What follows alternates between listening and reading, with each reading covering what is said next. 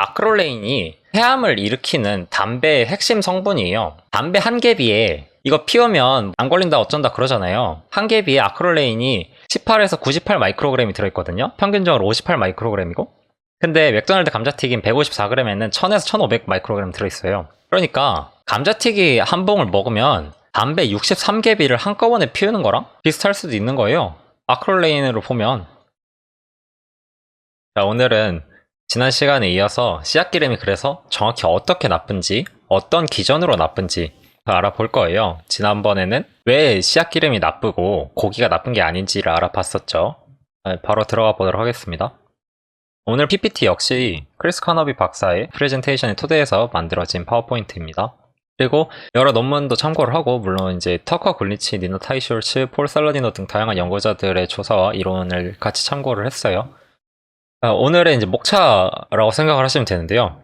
씨앗기름이 결국 우리 몸을 어떤 식으로 망치는지 이걸 5가지로 알아볼 거예요. 첫 번째 영양 결핍, 그 다음 비만 유발, 산화 유발, 염증 유발, 독성, 모두 씨앗기름이 가져오는 것들인데, 먼저 1번부터 씨앗기름이 어떻게 영양 결핍을 일으키는지부터 살펴보도록 할게요. 가장 먼저 제가 이 슬라이드를 예전에 옥설산염 2탄에서도 한번 보여드린 적이 있었는데요. 질병의 원인이라는 게 근본적으로 우리 몸에 어떠한 독성이 들어오거나 아니면 무언가가 결핍되거나 혹은 둘 다 이게 합쳐졌을 때 질병이 생기는 거예요. 그래서 제가 그때 이제 이걸 말씀을 드리면서 옥설산염이 독성도 가지고 결핍도 일으켜가지고 이제 질병이랑 아주 단단하게 연결이 될 수밖에 없다, 이런 이제 말씀을 드렸었잖아요. 근데 또 이게 꼭 씨앗기름에만 국한된 얘기는 아니지만 옥설산염과 똑같은 기전으로 우리 일상에서 독성과 결핍을 동시에 일으키는 극악한 것이 하나 더 있으니 바로 가공식품이죠. 이게 씨앗기름 이코르 뭐 가공식품은 아니지만 씨앗기름을 논하며 씨앗기름이 정말 거대 주주로 있는 가공식품 얘기를 완전히 건너뛸 수는 없으니까 가공식품 얘기를 조금 할 건데, 근데 이 가공식품이라는 게 뭘까요? 가공식품이라는 게 결국 이 빨강색으로 칠한 4개가 전부예요, 사실상. 식물성 기름에 트랜스지방, 설탕, 밀가루, 아니면 옥수수가루, 뭐 쌀가루 이런 것들 섞으면 그게 가공식품이거든요. 그리고 아시다시피 얘네는 아무런 영양가가 없어요. 에너지, 칼로리 이런 거는 주죠. 열량. 근데 미량 영양소는 하나도 없는 게 이 식품들인데요. 미국인의 가공식품 섭취량이거든요. 2009년에 미국인들이 어떻게 밥을 먹고 있는지를 보면 원재료 식품, 그러니까 홀푸드는 29% 정도밖에 안 되고 나머지 63에서 74%가 전부 다 이 가공식품이에요. 그리고 우리나라도 마찬가지예요. 이건 우리나라 단국대에서 나온 논문인데요. 한국 성인의 가공식품으로부터의 식품 및 영양소 섭취량 평가, 제6기 국민건강영양조사를 바탕으로 쓰여진 논문이라고 해요. 여기 보시면 가공식품은 1054.5g, 총 섭취량의 68.1%로 나타났다고 해요. 우리나라도 70% 정도를 가공식품으로 먹고 있는 거예요. 국민들 전체가. 그리고 이전 슬라이드에서 보시다시피 가공식품 중 가장 큰 비중을 차지하는 게 씨앗기름이에요. 물론 우리나라는 아직 이 정도 수준까지는 안 왔어요. 위 논문에서 살펴봤을 때 우리나라의 씨앗기름 섭취량은 미국의 한 절반 정도 돼요. 미국은 여기에서 720칼로리 정도를 얻고 있거든요, 씨앗기름에서. 근데 이제 우리나라는 그 정도까지는 아직은 아닌데, 근데 위 조사도 2013년에서 2015년에 조사를 한 건데, 요즘 들어서 또 시간이 지나면 지날수록 F 전용 식품이라 뭐 각종 튀김류가 점점점 인기몰이를 하고 있고, 거기다가 팜유에 튀기던 과자들이 전부 씨앗기름으로 대체되면서 이제 씨앗기름 섭취량 자체가 과거에 비해서 진짜 비교할 수도 없을 정도로 가파르게 늘고 있거든요. 그리고 씨앗기름은 전통적으로 쓰여온 조리용 기름인 버터, 라드, 텔로 이런 동물성 지방에 비해서 영양가가 극히 떨어져요. 버터의 영양 성분은 여기 나온 대로 초지방 버터는 특히 비타민 A, D, E, K2가 다 들어있고, 구리, 아연, 크롬, 셀레늄, 요오드, 공연 리놀레산에 뭐 중단센 지방산도 있고 필수 지방산 조금씩 들어있고요. 레시틴, 콜레스테롤, 글리코스, 핑고리피드, 뭐 울제닌자, 살균으로 파괴가 되긴 하지만 정말 영양가가 엄청나게 많은 게 동물성 지방이거든요. 라드도 방목된 거면 비타민 D가 엄청나게 많고요. 근데 식물성 기름은 여기 있는 것 중에 이 레시틴과 필수 지방산, 이거 2개 빼고는 다 없어요. 씨앗기름은 특히 뭐 코코넛 기름이 아니면 팜 해규에는 중단세 지방산은 같이 좀 들어있기는 하죠. 근데 이 필수 지방산도 대부분 리놀레산만 잔뜩 들어있고 또 너무 지나치게 많아요. 이 필수 지방산의 앞에 필수라는 말이 그냥 없으면 안 된다는 뜻이지 이거를 막 무조건 넘치도록 많이 먹어야 된다. 필수니까 많이 먹어야 되고 많이 먹을수록 좋고 이게 절대 아니거든요. 제가 지금 왜 씨앗 기름을 먹으면 전통적인 기름을 먹음으로써 얻을 수 있는 영양분이 부족해지는지 뭐 결핍에 대한 얘기는 하고 독성 얘기는 시작도 안 했는데요. 이게 가공식품 속 설탕의 과당과 트랜스지방, 밀가루의 독성, 같이 섞여 들어간 첨가물 이런 것들의 독성들 다 차치하고 왜 씨앗 기름에 넘쳐나는 이놈의 필수 지방산 오메가6 리놀레산이 문제가 되는지 차차 설명하도록 하겠습니다. 자, 비만을 유발하는 오메가6 리놀레산의 비만 유발에 관한 내용이고요. 체중 증가라는 게 우리가 요즘 다들 너무 그냥 상식처럼 생각을 하는 게 칼로리 인, 칼로리 아웃이에요. 그냥 먹는 칼로리만큼 더 많이 운동해서 빼면 되고 소모하는 칼로리보다 먹는 칼로리가 적으면 살 빠지는 게 당연한 거 아니냐, 이게 무슨 뭐 질량 보존의 법칙이니, 그런 식으로 얘기를 하면서 우리가 먹는 칼로리가 중요하지 뭘 먹는지는 중요하지 않다, 이렇게 생각을 하시는 분들이 정말 많고 그렇게 생각하는 의사도 많고 전문가도 많아요. 이게 왜 완전히 틀린 말이냐면요, 방금 전에 이제 보여드렸던 논문에서 실험을 한 거예요. 쥐들을 대상으로 똑같은 칼로리의 양을 완벽히 똑같이 했어요. 같은 양의 칼로리, 탄수화물, 단백질, 지방, 그리고 오메가3 지방산도 똑같이 줬어요. 딱 하나 다른 게 있었다면 오메가6 지방산의 함량이었는데요. 이렇게 세 그룹으로 나눈 거예요. 소기름 그룹이랑 올리브유 그룹이랑 홍화씨유 그룹. 한쪽은 소기름을 많이 먹이고 한쪽은 올리브유를 먹이고 한쪽은 홍화씨유를 먹인 거예요. 오메가6 함량은 4.4%였고 7.7%였고 36.6%였어요 각각. 이걸 표로 나타내면 이 세 그룹 모두 다 칼로리는 같았고요. 지방도 59% 고지방식을 준 거예요. 근데 이제 여기 보시다시피 오메가6에서 차이가 있었고 다음과 같았어요. 근데 이게 지금 오메가6가 체지방에 쌓이는 양을 보세요. 오메가6 리놀레산은 다른 지방산과 다르게 몸에 엄청나게 쌓여요. 우리는 이걸 먹는 족족 태워 없앨 수가 없거든요. 그래서 많이 먹으면 많이 먹을수록 쌓여만 가는 거예요. 지금 이게 4.4% 먹은 쥐는 몸에 10.3%를 쌓았고 7.7은 15.2 이런 식으로 대단하게 많이 쌓고 있잖아요. 이게 오메가6가 비유하자면 엔진 오일이랑 똑같아요. 우리 몸이 차라고 비유를 했을 때 연료통에 휘발유나 경유 대신에 엔진 오일을 대신 잔뜩 넣고 달리면 어떻게 되겠어요? 물론 차 엔진에는, 차가 가는 것 자체에는, 차가 구동을 하려면 엔진 오일이 필수적이죠. 엔진 오일 없으면 안 돼요. 우리 몸도 리놀레산 아니면 그냥 오메가6가 없으면 안 돼요. 필수 지방산인 게 맞아요. 근데 엔진 오일 통에만 소량 필요한 엔진 오일을 연료통에다가 들이부어대면 차가 정상적으로 힘차게 달릴 수가 없잖아요. 똑같은 얘기거든요. 오메가6는 본래 연료로서 우리가 먹는 지방산이 아니고 신호를 전달하고 특히 미토콘드리아에서 구조를 이루는 지방산으로 정말 극히 소량만 필요해요. 마치 엔진 오일이 조금만 필요한 것처럼. 쥐만 그런 게 아니에요. 사람도 똑같은데요. 이게 쥐들이 이렇게 먹고서 결과가 어떻게 나오는지를 알아보기 전에 현대인이 이 오메가6를 몸에 지금 얼마나 축적을 하고 있는지 보고 가자면, 이게 1959년에서 2008년 사이에 미국인의 체지방 속 오메가6 리놀레산 비율이 어떻게 변화했는지 보여주고 있는 표예요. 1959년에 미국인의 체지방 속 오메가6 함량은 9.1%였어요. 이때 이미 씨앗기름 다 출시돼가지고 사람들 씨앗기름 엄청나게 많이 먹을 때였거든요. 근데 그 이후로 씨앗기름 섭취량이 미친듯이 증가한 걸 제가 지난번에 그래프로 보여드렸었죠. 이 수치가 2008년에 21.5%로 치솟았어요. 우리 몸 지방의 21.5%가 씨앗기름인 거예요. 지금 드시는 콩기름이 내 몸속에서 자리를 잡고 있는 거예요. 2008년 이 미국인의 리놀레산 섭취량은 11.8%였어요.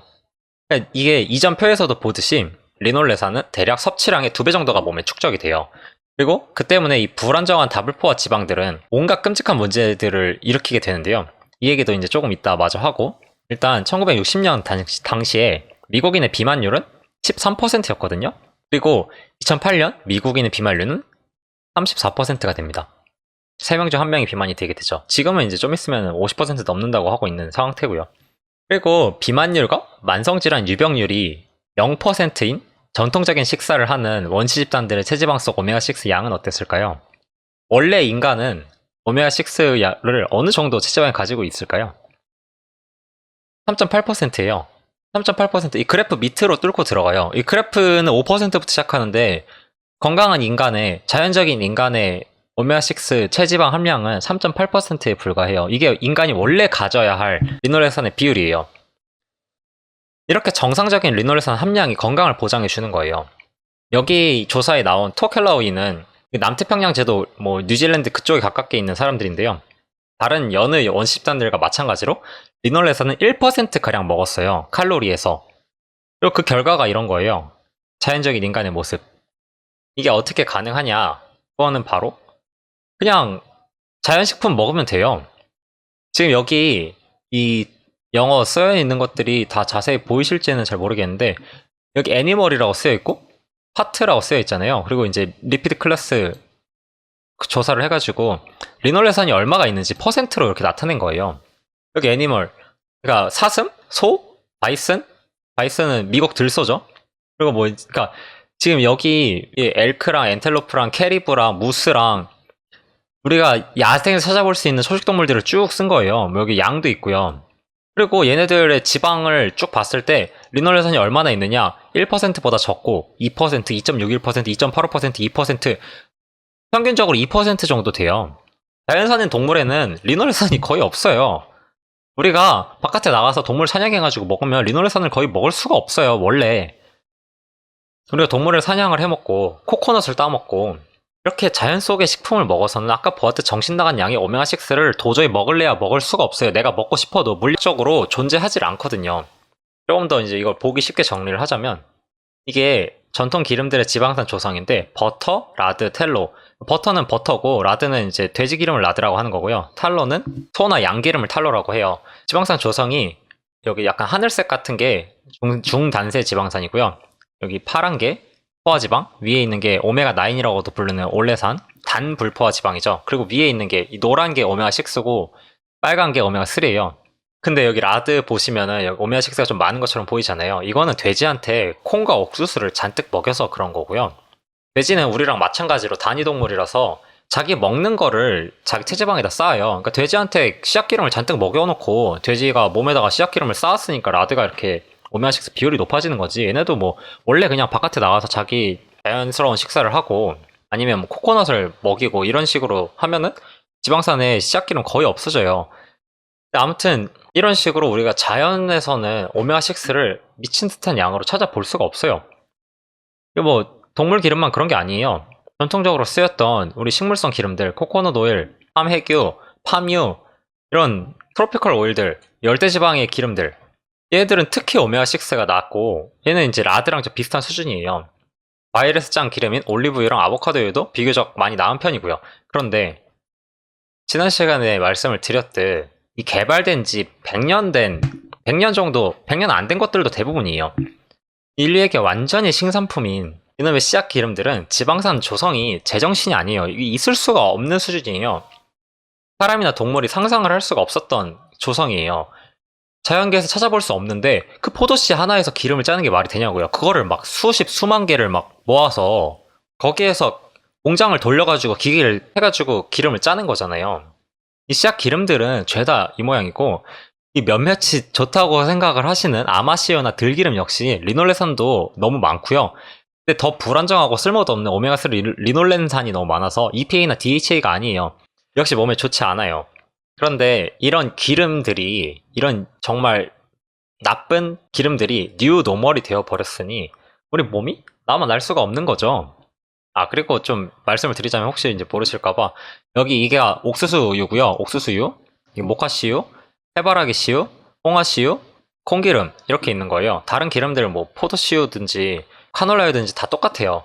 그리고 여기 홍화씨유, 오메가6 뭐 적게 올레산 많게 해가지고 유전자 조작해가지고 만든 그런 것들이 있는데 똑같이 안 좋아요.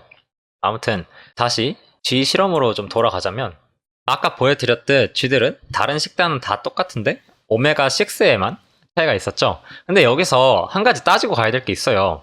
이게 말도 안 되게 많아요. 제가 아까 말씀드렸었잖아요. 소 원래 2%도 안 된다고. 오메가6 2%안 돼야 돼요. 근데 왜 여기선 4.4% 엄청나게 많은 수준이냐? 아마씨유를 섞은 거예요. 이 실험이 오메가3 양을 맞추겠다 치고 또 다른 씨앗기름인 아마씨유를 여기 세 그룹한테 다 섞어가지고 먹였어요. 1.4%씩. 풀 먹인 소기름엔 이미 오메가3가 있는데도. 아무튼 이 아마씨유 때문에 소기름 그룹도 과다한 오메가6를 피해갈 수가 없었어요. 이 실험에서. 그걸 좀 생각하고 보셔야 되고요. 소기름 그룹은 원래 오메가6가 1.4%가량이어야 돼요. 4.4%가 아니고. 아무튼 이 쥐들이 어떤 결과가 나왔냐. 셋 다 살이 찌기는 쪘어요. 근데 이쪽이 이 소기름 먹인 그룹이었고 여기가 올리브유 그룹 그리고 여기가 홍어씨유 그룹이에요. 이게 증량 평균치라고 쳤을 때 올리브 오일은 소기름보다 9.6%가 더 쪘고요. 사람 몸무게로 환산을 하면 이게 G 몸무게에서 9.6%만큼 더 찐 건데 이 찐 부분을 사람 몸무게로 환산을 하면 이게 6.7kg고 홍화씨유 먹인 거는 10.9kg가 더 쪘어요. 3주 만에. 이 홍화씨유 그룹이 3주 동안 이걸 먹인 건데 사람으로 환산했을 때 총 찐 몸무게 수를 보면은 살이 30kg가 더 찐 거예요. 홍화씨유를 59%씩 먹였잖아요. 그러니까 지금 하시는 식단 칼로리의 60% 정도를 홍화씨유 이런 씨앗기름으로 다 바꾸시면은 이게 급속도로 살찌우실 수 있어요. 살 잘 안 찌시는 분들 있잖아요. 그냥 카놀레오 이런 거 매일매일 들이켜 보세요. 살 그냥 바로바로 와다다다 쪄요. 같은 칼로리를 먹였는데 똑같은 칼로리 먹였어요. 얘네 다 칼로리 하나도 차이 안 나요. 어떻게 이런 결과가 나왔을까요? 아니 칼로리 인 칼로리 아웃이라고 했는데 그냥 더 많이 먹으면 많이 찌는 거고 적게 먹으면 조금 찌는 거 아닌가 하는데 다른 게 오메가6밖에 없었는데 그래서 과다한 오메가6가 어떻게 칼로리의 증가 없이도 비만을 일으키는지를 보자면 가장 먼저 오메가6가 에너지 조절 장애를 유발을 해요. 에너지 조절 장애 이 말인즉슨 두 가지 기전이 있는 거예요. 오메가6가 우리 체지방 세포가 닥치는 대로 에너지를 저장해서 결과적으로 체지방 조직이 점점점 커지고 자라나도록 함과 동시에 대사를 떨어뜨리기 때문이에요.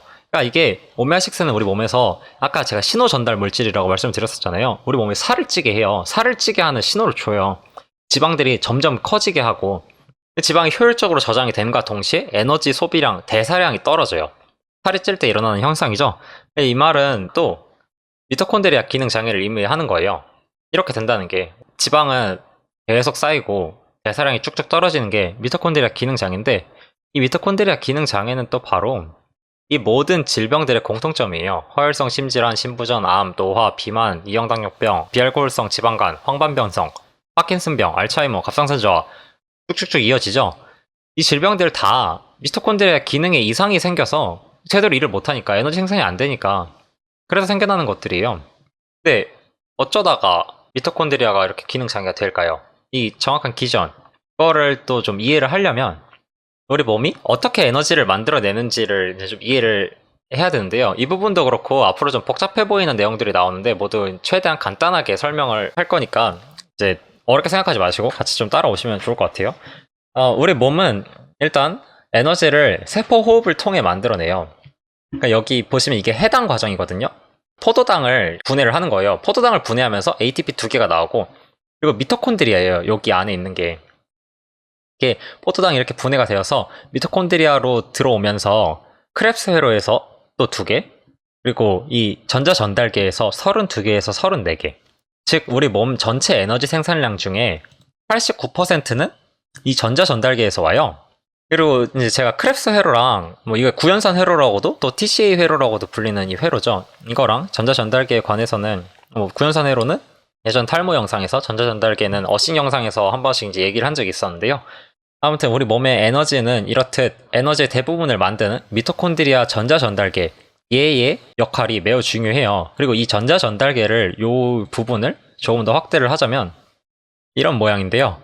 원래 건강한 전자전달계에서는 이게 이제 크랩스 회로에서 만들어진 NADH랑 FADH2라는 게 전자를 공유를 해줘요. 여기서 이렇게 전자를 공유를 해주면 이 전자가 이렇게 뭐 거쳐가지고 이쪽 방향으로 넘어가면서 생겨난 에너지들로 수소 이온들 여기 보시면 H 플러스가 수소 이온들이에요. 얘네가 점점 여기 화살표로 위로 간다고 이렇게 보여져 있잖아요. 얘네들이 수소 이온들이 다 이쪽으로 요 전자들이 이동하는 에너지로 수소 이온들을 쭉 한쪽으로 몰고 그럼 한쪽에 몰린 수소 이온들이 여기 수소 이온이 점점 많아지니까 전이차 비슷하게 생길 거 아니에요. 그게 이제 이게 이쪽으로 쭉 다시 나오게 되면서 여기서 ATP 합성효소의 작용으로 ATP가 생겨나는 거예요. 이거는 이제 그냥 그렇구나 하고 적당히 흘려 들으시면 되고요. 이제부터 중요한데 아무튼 이게 건강한 미토콘드리아의 모습인데 이 기능이 어떻게 망가지느냐 기능이 망가진 게 중요한 거잖아요. 여기 보이는 여기 얘네들 이 성냥개비 같이 생긴 애들 위에가 뭐 성냥 불 붙이는 거고 밑에 성냥 다리 있는 것 같은 이게 미토콘드리아 내막이에요. 그리고 이 내막에 있는 성냥 다리가 요 하얀색으로 나와 있는 이 다리들이 바로 오메가 지방산들이거든요. 카디오리핀이라고 부르는 애들인데 그리고 지금처럼 이 성냥 다리들이 튼튼하게 꼿꼿이 서 있으면 건강한 상태인데 이게 오메가6 리놀레산을 과도하게 먹으면 이게 완전히 망가져요. 아까 리놀레산은 우리 몸에서 에너지로 태워 없앨 수 없다는 말씀을 드렸었잖아요. 그런데 우리 몸에 들어온 지방은 결국 둘 중 하나거든요. 에너지로 태워서 베타산화를 거치든 아니면 산화 스트레스를 안기는 과산화가 되든 둘 중 하나예요. 근데 베타산화를 할 수가 없는 지방산이 오메가6 리놀레산인데 이게 과도하게 들어오면 미친듯이 산화를 하기 시작해요.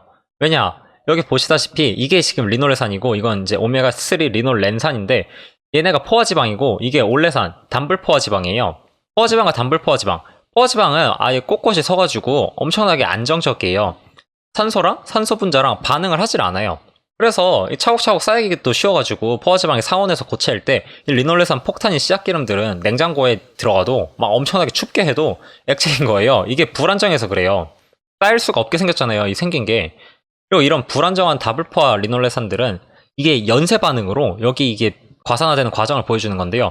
1초도 안 되는 찰나에 수십 수백 분자가 산화돼요.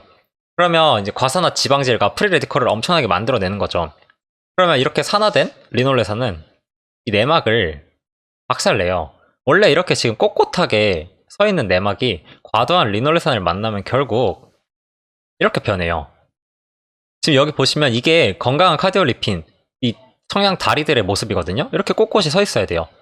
이 다리에는 원래 리놀레산도 조금 있고 아라키돈산이랑 DHA 이런 것들로 이루어져 있는데 이 과도한 리놀레산이 이 성냥 다리, 좀 전에 말씀드렸다시피 정식 명칭으로는 카디올리핀을 산화시켜서 길이를 막 멋대로 늘리고 모양을 바꾸고 또 아라키돈산이랑 DHA로 이루어진 거를 지가 막 가서 대체를 해요. 걔네들 빠져나오게 한 다음에 자기가 그 자리를 들어차요.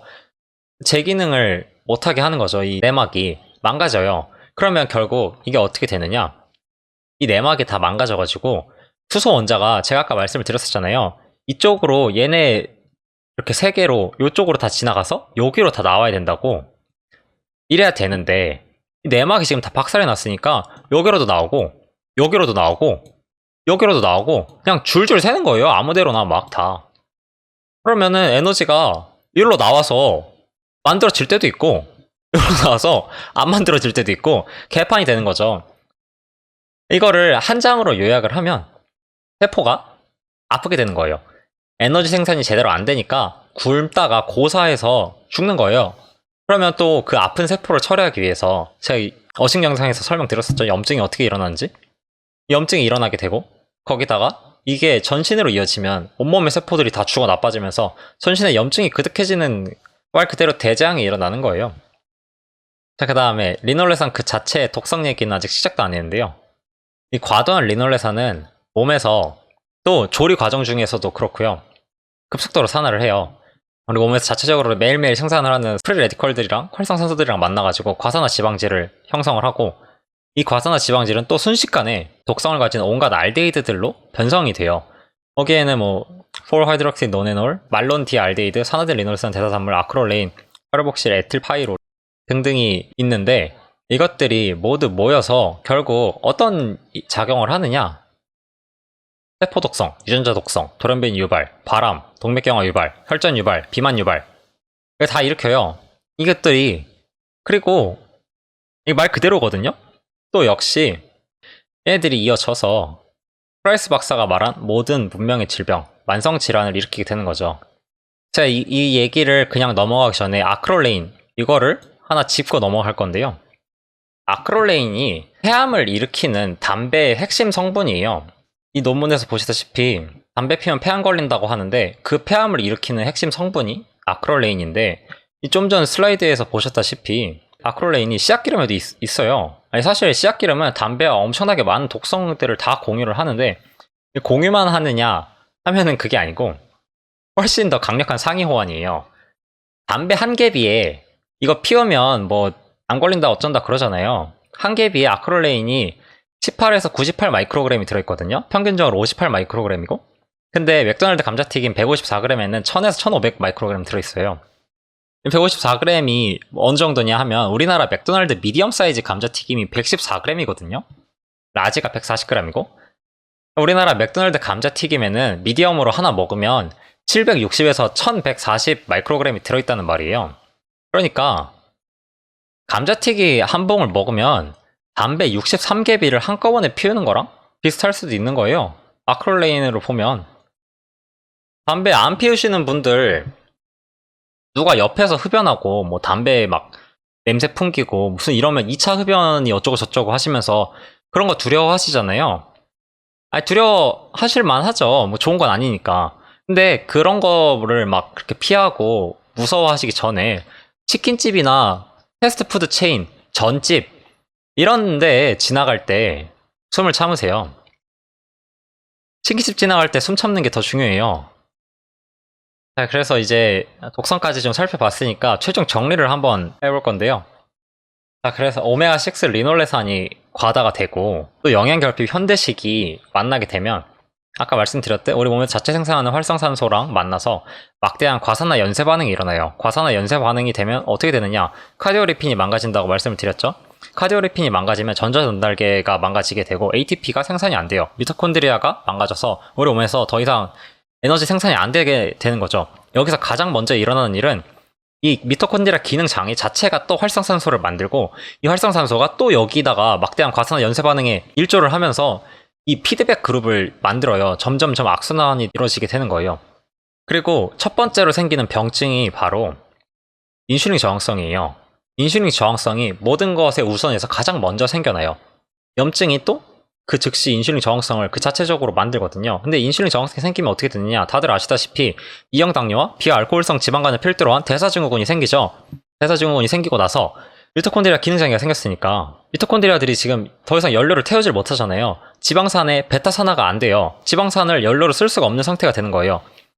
해당 작용에 의존을 하게 되는 거죠. 아직까지 글루코스, 포도당을 쓸 수가 있으니까. 근데 이 해당 작용에 의존을 하게 되면 어떻게 되냐? 지방은 못 쓰고 탄수화물에 의존하게 되면 비만이 되는 거죠. 지방이 계속 차곡차곡 쌓이니까. 그 다음에 미토콘드리아 기능장애가 와서 세포에게랑 미토콘드리아 DNA의 돌연변이가 일어나면 이게 바로 암이에요.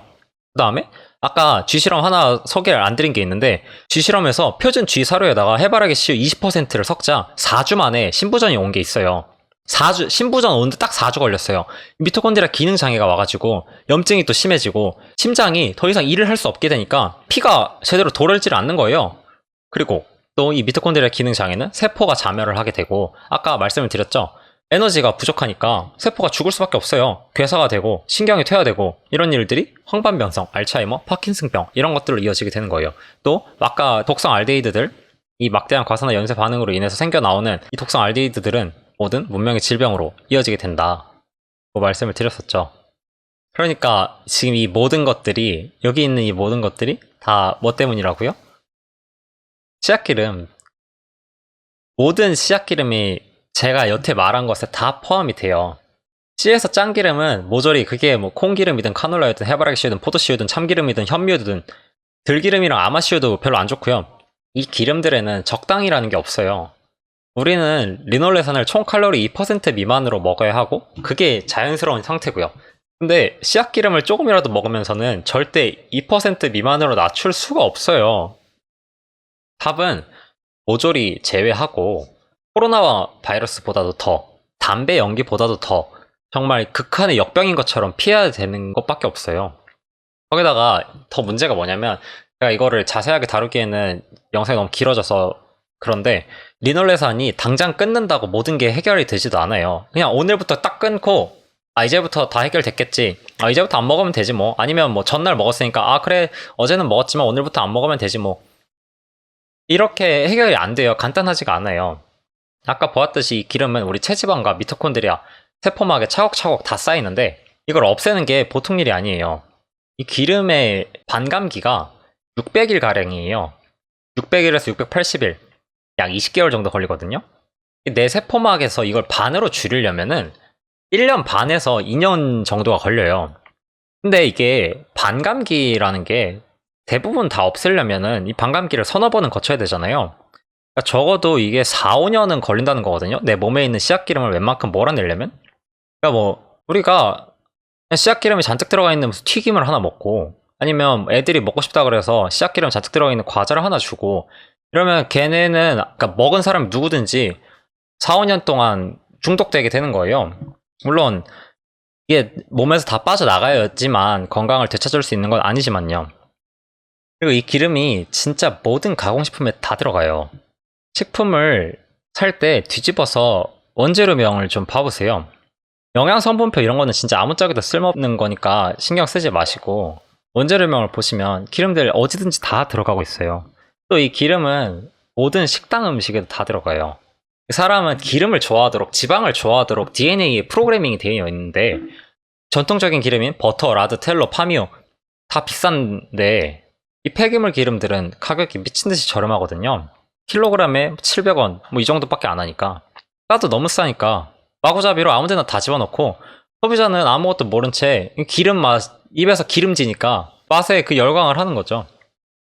이게 근데 이제 왜 이렇게까지 이런 완전 독극물인 게 이렇게 알려져 있지 않느냐 하면은 이게 당장 급성 중독으로 죽진 않아서 그래요. 시간이 오래 걸리니까 얘네들로 인해 독성이 제대로 발현이 돼서 만성질환으로 나타나고 그 만성질환으로 인해 내가 죽음에 이르는 데까지 짧게는 몇 년에서 길게는 십몇 년 이렇게 걸리기도 하니까 순전히 그래서예요. 결국 우리는 건강을 조금이라도 생각을 한다면 이 모든 거를 당장 오늘부터 싸그리 식탁에서 다 치워야 돼요. 전부 다 모조리 단 하나의 예외도 없이 싸그리. 우리 건강의 가장 큰 적은 설탕도 아니고 탄수화물은 더더욱 아니고 제가 항상 설탕 드셔도 된다 그러고 빵도 드셔도 된다 그러고 다른 음식 다 드셔도 된다고 하잖아요. 몇몇 극악한 식물성 독성 식품들 빼고는. 근데 이 독극물은 어떻게 제대로 된 뭐 전처리 방법으로 독성을 중화를 하고 그 독성으로부터 방어하기 위해서 뭐 다른 거를 같이 먹고 이러는 게 안 통해요. 이 미친 듯한 독극물은 공장에서 탈취제랑 표백제를 뒤집어 쓰고 나와서 순결한 척하는 쓰레기 폐기물이에요. 정말로. 뭐 더 심한 말을 하고 싶지만 여기까지 하고요. 여기까지 제 영상이 우리를 이제 서서히 죽이는 이 끔찍하고도 잔인한 독극물을 여러분이 끊을 수 있도록 마음속에 씨앗을 심었으면 좋겠어요. 긴 영상 시청해주셔서 감사하고요. 영상이 도움이 되셨다면 구독, 좋아요, 댓글과 알람 설정까지 부탁드리고요. 전래식단 이야기 카페에도 가입하셔서 다른 분들이랑 같이 식단과 고민 공유도 하시면 좋을 것 같아요. 감사합니다. 마칠게요.